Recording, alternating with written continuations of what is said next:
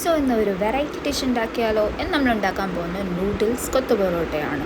So ഉച്ചയ്ക്ക് ഇരുന്ന് വിശന്ന പോലെ സ്വിഗ്ഗിയിലൊന്നും ഓർഡർ ചെയ്യാൻ തോന്നിയില്ല, കാരണം സ്വിഗ്ഗിയിലെ ഫുഡും സൊമാറ്റോയുടെ ഫുഡൊക്കെ കഴിച്ച് ചുമടുത്തതുകൊണ്ട് എന്തെങ്കിലും ഓണായിട്ട് കുക്ക് ചെയ്യാമെന്ന് വിചാരിച്ചു. അപ്പോൾ നോക്കിയപ്പോൾ കിട്ടിയത് ന്യൂഡിൽസും പിന്നെ ഇന്നലെ വാങ്ങിച്ചിട്ടുള്ളൊരു പൊറോട്ടയുടെ ബാക്കിയാണ്. അപ്പോൾ ന്യൂഡിൽസ് കുക്ക് ചെയ്തു, പിന്നെ പൊറോട്ട ജസ്റ്റ് ഇങ്ങനെ സ്പ്ലിറ്റ് ചെയ്തിട്ടിട്ട് ജസ്റ്റ് കുക്ക് ചെയ്തു.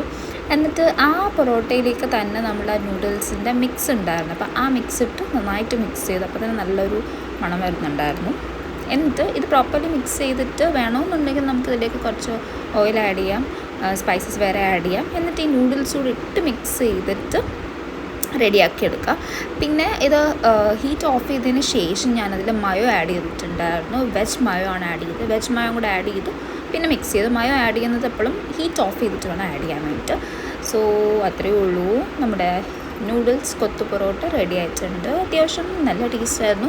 പിന്നെ ഈ പൊറോട്ട അങ്ങനെ ചെയ്തതുകൊണ്ട് കുറച്ച് ക്രിസ്പി ആയിരുന്നു, അത്യാവശ്യം നല്ല ടേസ്റ്റ്.